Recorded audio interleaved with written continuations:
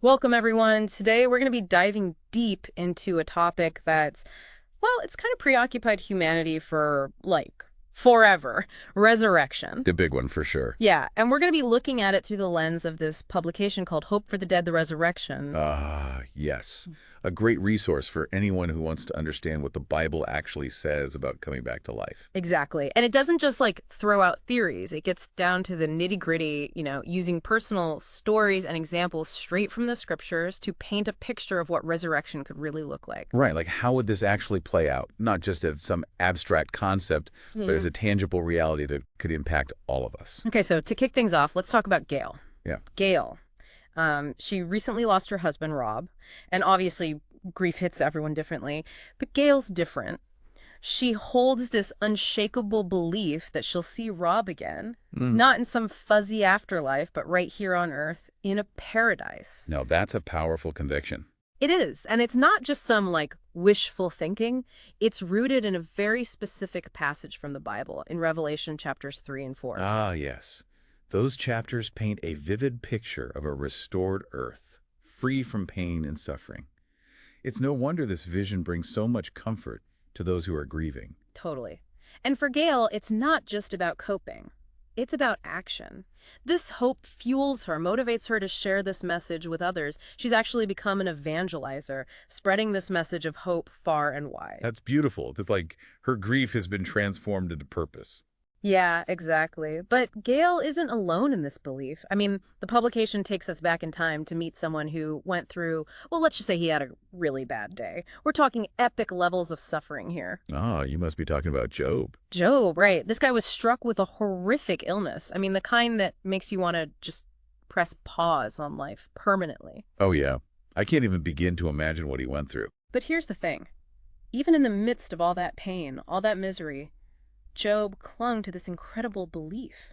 He believed that God had the power to resurrect him, to bring him back to life right here on Earth. It's like he was holding on to this sliver of hope in the darkest of times.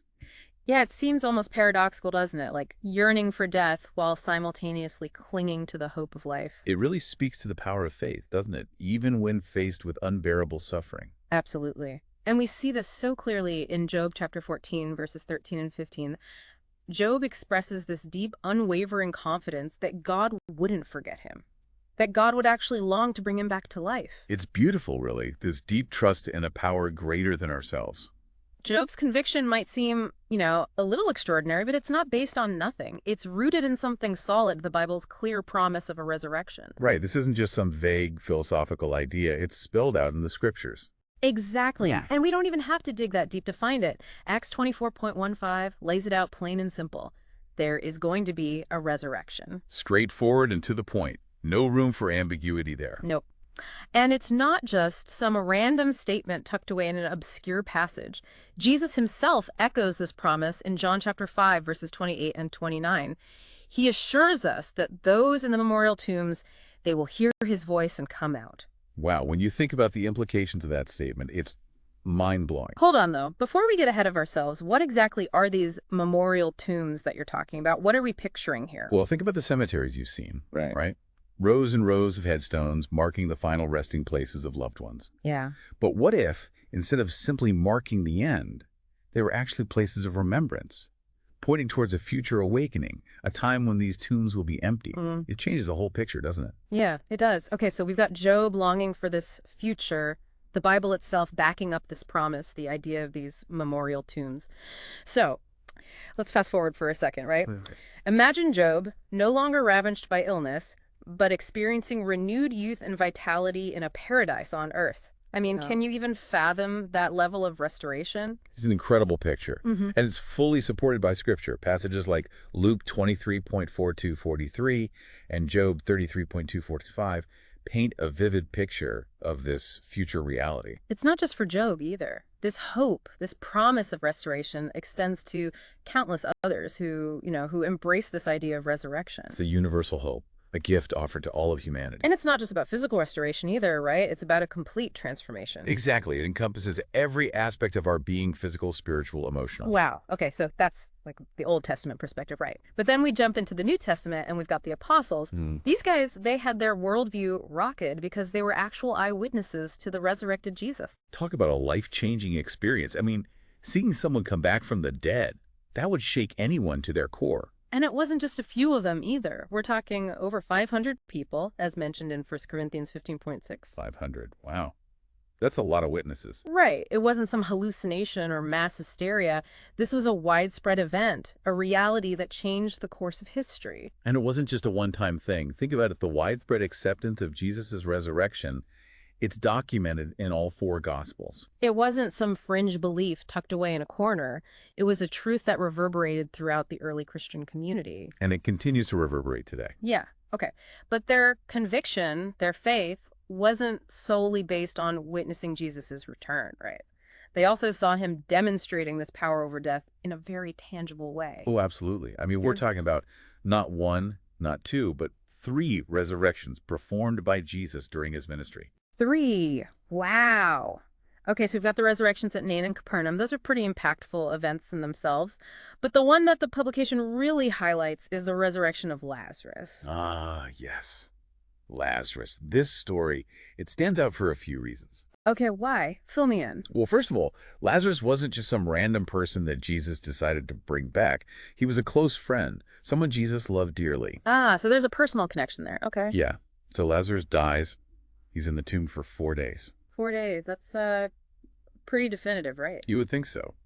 But then Jesus shows up and boom, brings Lazarus back to life. So just like that, snaps his fingers and Lazarus is back. Well, not exactly, but it's pretty remarkable. Okay, so walk me through this. The publication actually takes care to point out that Lazarus, during those 4 days he was dead, gave zero indication of being conscious anywhere else. Like he wasn't floating around in heaven or anything like that. Interesting. So this challenges that common idea of a soul departing to heaven or, somewhere else immediately after death. Exactly. The scriptures paint a different picture. They suggest that death is more like a state of sleep. Ah, okay. So Jesus wasn't bringing Lazarus down from some heavenly bliss.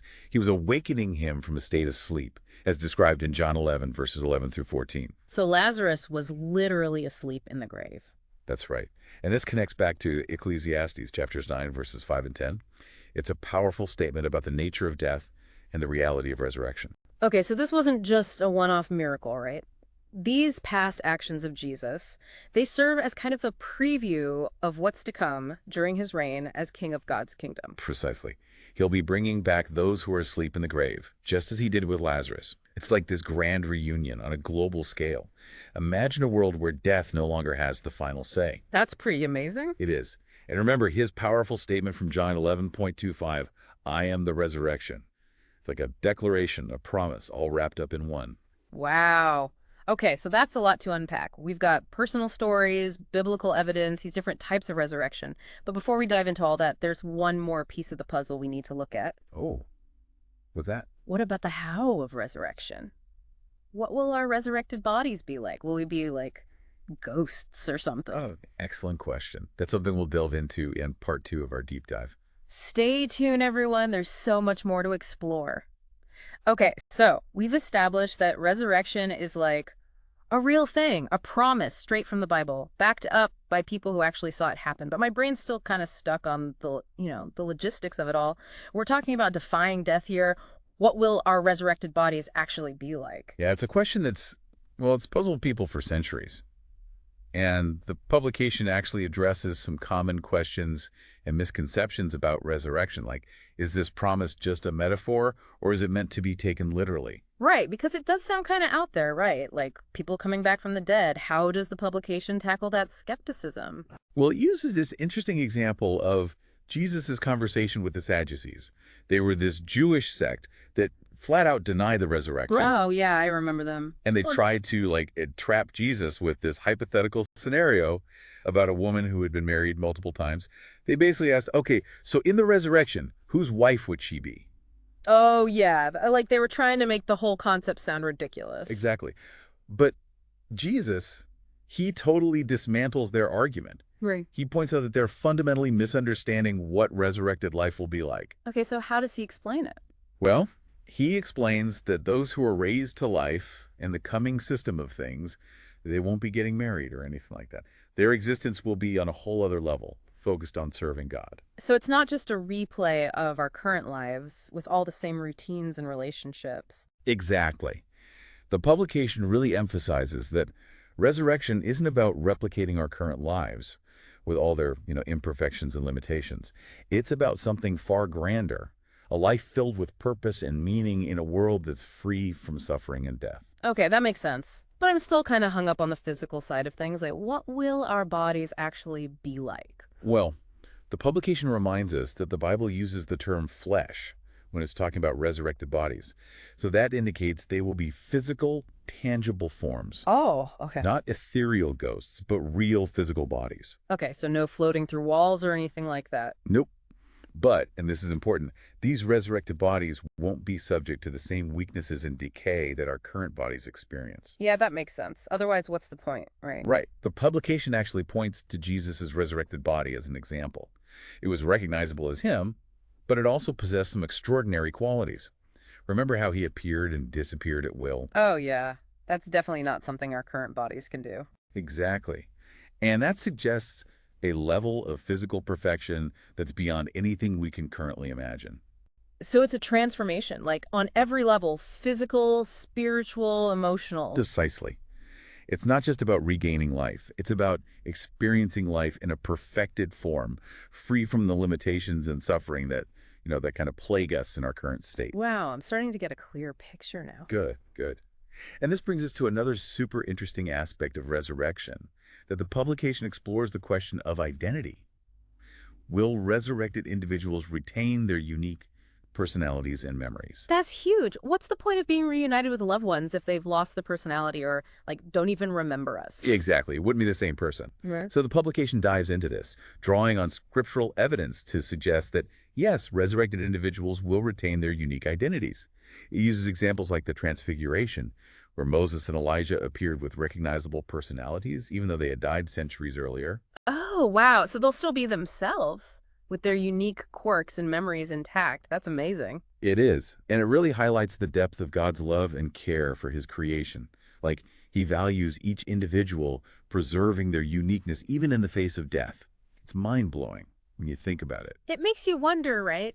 If God is capable of this incredible act, restoring life and preserving identity, what does that say about his power and purpose? It's a profound thought, for sure.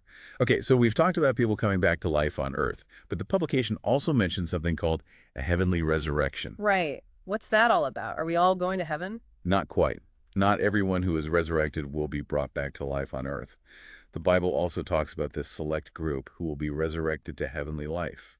This is a specific group chosen by God to rule with Christ in his heavenly kingdom. Ah, okay. So there are two types of resurrection, earthly and heavenly. Exactly. And the publication explains that those chosen for this heavenly calling, they experience this unique inward transformation. Oh, like what? Well, it's guided by God's Holy Spirit. They develop this deep conviction of their heavenly hope, and they undergo change in their thinking and priorities. It's not like they just decide one day, hey, I'm going to heaven. So there are signs, like tangible evidence, that this calling is real. Right. There are experiences that accompany this calling.